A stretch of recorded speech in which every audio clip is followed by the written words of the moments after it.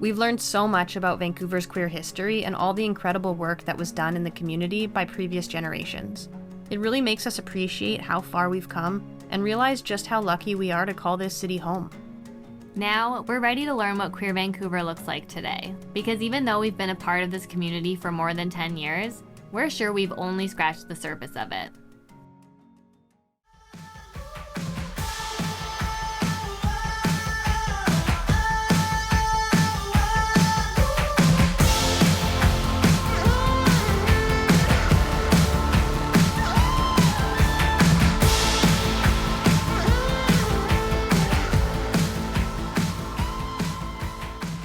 What I like about the queer community today is how they are charging forward. I love the energy of millennials and zennials and how they're like firing off in all these different directions. I'm learning so much. It gives me hope that we're on that path. We're not complacent. We're not going to let anything be taken away from us, and we're going to forge ahead. While exploring Vancouver's past, we were fortunate enough to meet some amazing queer community leaders from the last 50 years. And now, we want to find the leaders of our generation, because we know there are so many people doing great work in this city. So it's time for us to find out, who are the activists, artists, and community organizers who are making change in Vancouver today? Hotsquile, Tanoia, Skohamish, Aslahan Ochomeok, Oreen Askew, Queen Sna, Chinua, DJ Osho. My name is Oreen Askew, also known as DJ Osho. I'm from the Squamish Nation, and my pronouns are she and her. My name is Kai. My pronouns are she, her, or they, them. I'm a student at the Sauder School of Business at University of British Columbia. I like to do a lot of poetry and just performance art. My name is Shanique Kelly. I also go by DJ Softy Shan. My pronouns are she and her, and I am a DJ and event producer, community organizer in Vancouver. My name's Cicely Bell-Blaine. My pronouns are they, them, and I am an activist, writer, and I run a equity and inclusion consulting company called Back Out Consulting. My name is Angelic Goldsky. My pronouns are they, them, and I use a little bit of he, him pronouns. I'm the creative director of the Transgender Expressions Haven, and I'm also a poet and artist.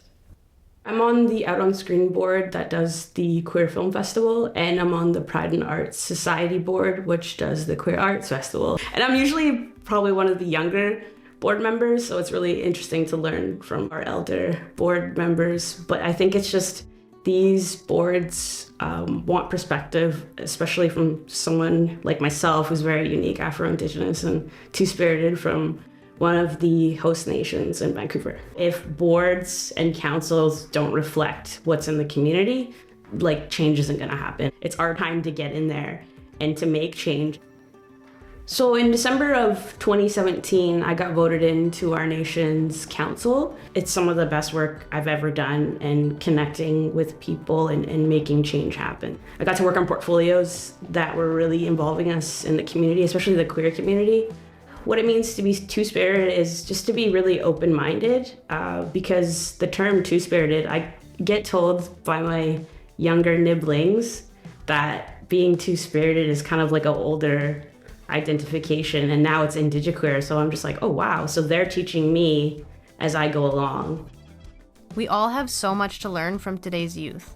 They really know how to use their voices, and they are pushing to make things better for our community's future. It's incredible to see how each generation finds new ways to continue doing the work and practice queer activism in a way that speaks to them. I'm the only trans femme student that's visibly out at the Sauder School of Business at UBC. It feels very much like a performance every single day where I show up and it's like I'm the only person there. My activism is just being alive. Like really honestly, for me in the situation that I'm in, and just I think being trans and queer in the world, living is an act of activism, right? And asserting yourself and asserting your identity is a form of activism. There was one position in the student government that was for LGBTQ students. It was called the LGBTQ Student Representative in this like 300-person student organization. And so the year after that, we started the first service, which was like a team of 5 of us. We put on a bunch of different events for networking and professional resources for queer students. I'm also doing a lot of the equity and inclusion work and a lot of new initiatives and a lot of new platforms and programs and things like that, kind of for myself. If I don't do it, like nobody's gonna do it. It really takes one person to drive the change, because I'm really scared that like we're never going to get more queer representation in the business world, because unfortunately the business world runs the real world, right? Every day, our community leaders are working to make Vancouver safer for queer and trans folks. And a powerful way of doing that is sharing their experiences and educating others through things like diversity, equity, and inclusion work.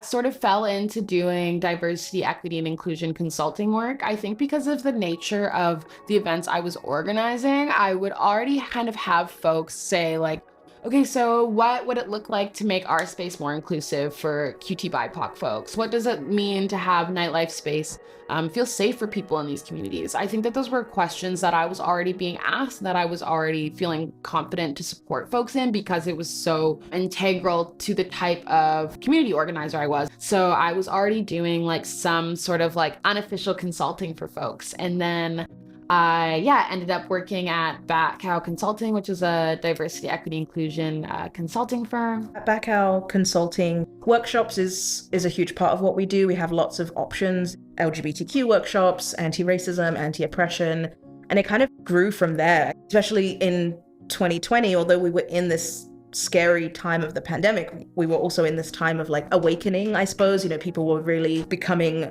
aware of social injustice, I think, in different ways than they were before.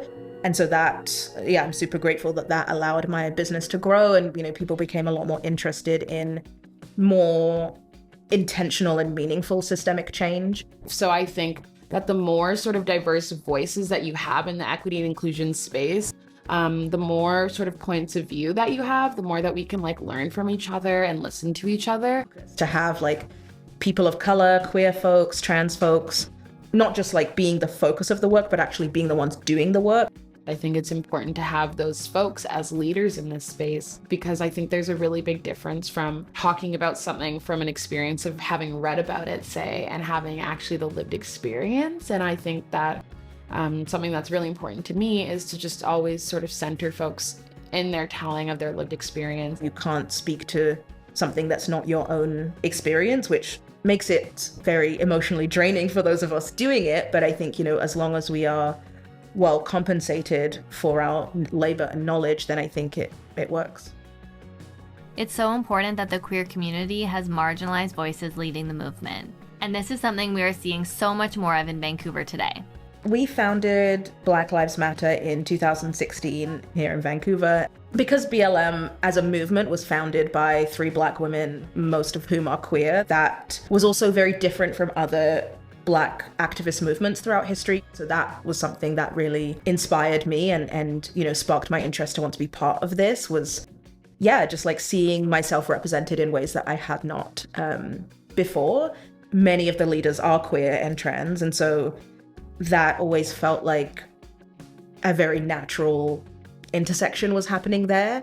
But I think both within Black communities and within queer communities, we felt maybe there was some confusion or criticism or like, just general ignorance and lack of understanding of like why these two things would be connected. Not only is activism how we win, it's also how we don't lose ground.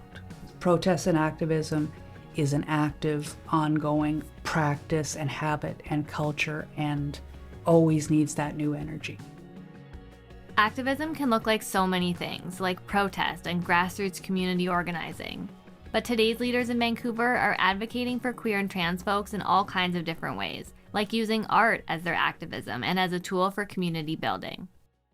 Art, ritual, ceremony is really the way that I want to make change and bring healing for people. I'm a poet primarily, and I love language, words. Right now, for me, poetry is about yeah, expressing myself, bringing love to people, honestly, at the core of it. I think art has the biggest role ever for queer people. You know, I think it's the way that we have structured our lives. The art of makeup, and art in general actually, was something that I believe saved me as a child growing up on a farm, way too fabulous for my own good. You know, I just didn't know where to connect in the world. So at a young age, I would go into my room for hours and I would draw. And, you know, that was something that started my love of art. After I sobered up, I found out that I was eligible for some funding for school through the Métis Provincial Council. So I found the funding for school and I was able to go to Blanche McDonald, which was a makeup school. And I work there today.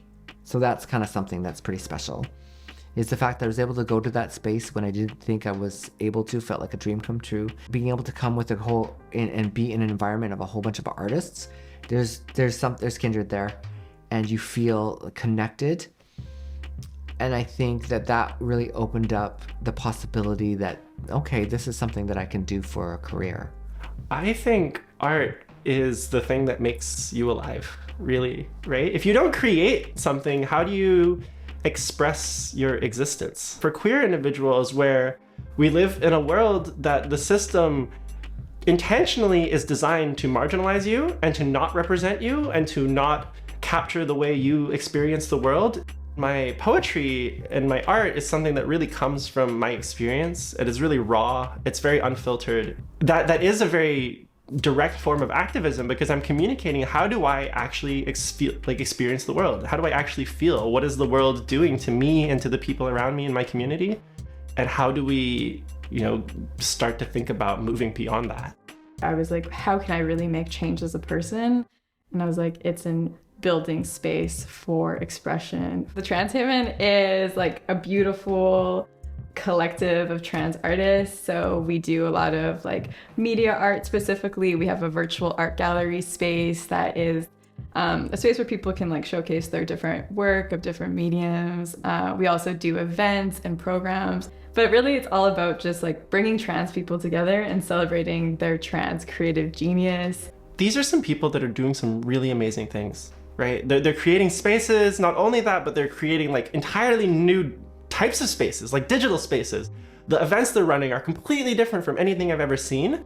So a lot of our events have this kind of digital focus. Even if they're in person, the theme is usually around some kind of like queer utopia in the future. But in addition to that, we do things as well, like have ceremonies for the Trans Day of Remembrance. That's something that we're really thankful to be able to have that space. Yeah, I think that's something that we like to focus on, is like giving space to grief, giving space to celebration. We like to kind of give space to it all as much as we can. And the way that kind of happens naturally is just what people want. I'm Angelica. I'm a spoken word artist, musician. My pronouns are they, them, and she, her. I'm Ocean. I'm a musician, I'm a keys player, and I'm a music educator, and my pronouns are they, them. I was a piano player and a songwriter. I went to Selkirk College for music, and I started playing as a keyboardist with bands. I want to keep doing some of that, but I also want to figure out how to make my life work with space to have original music projects. The spoken word scene that I came up in was like very trans, very queer. That was like a whirlwind for me. Spoken word poetry, like it really pulled me into being an artist and finding community around my art. Having queer arts events has shaped me as a person. I'm always learning from artists, and I think I learn from artists more than I learn from anything or anywhere else, honestly. And I think that there's so much that you can learn. So I've been a writer for a long time, and in 2019 got the opportunity to publish a book of poetry, and I got to work with Vivek Shraya, who is one of my idols, and she became my mentor for publishing my book Burning Sugar. Just having a mentor who's also a queer person of color like help me and show me the ropes and edit my work was really amazing. And I think being able to use art as a form of activism and a form of education has been really exciting as well. What art is an expression of what people are feeling inside. I think it's harder, harder for people to put themselves out there and show what they're feeling inside. So I think with music and art, I think it's an amazing thing. And I always tell the young people, I'm like, don't let them see you mad, just make art, because the art that's gonna come out of you is gonna be unreal. I think art is the thing that really moves society forward in terms of like a consciousness, right? Without art, we don't see new ways of feeling and new expressions of identity. The arts does this the best, is shows you what's possible, by expanding beyond what we see. I think that art is basically the baseline for queerness. To me, the two things are so like inseparable. It's like being queer is art. We are so impressed with the work being done in Vancouver's queer community today, and all the brilliant, talented, and creative people who are pushing for change in their own unique ways. The evolution of this city is beautiful to watch, and we have truly come so far. It feels like we're in a really wonderful place right now, and it's only getting better. Along with so many incredible individuals doing great work in Vancouver today, we also have some amazing queer organizations that support our community. The fact that I've been in Vancouver as long as I have been now, it's because it is very rich in it with a community focus. And so we've got a lot of different organizations that has a wealth of life experience. My name is Michelle Fortin. I use she, her pronouns, and I am the chair of the Vancouver Pride Society. The Vancouver Pride Society is an organization whose mission is to advocate and create safer spaces and put on inclusive events for the 2S LGBTQAI+ community here in Vancouver and beyond. In many other cities, the parade is not necessarily supported by the city, and in fact driven in part of the city's calendar of events. But the Pride Parade here in Vancouver is.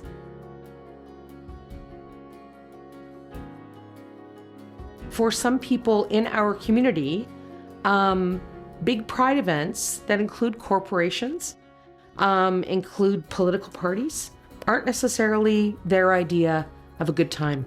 So I think one of the changes that we have seen and implemented that reflect the community is trying to support more organizations that want to do work in the community, but not necessarily connected to Pride, which is good and fine and important.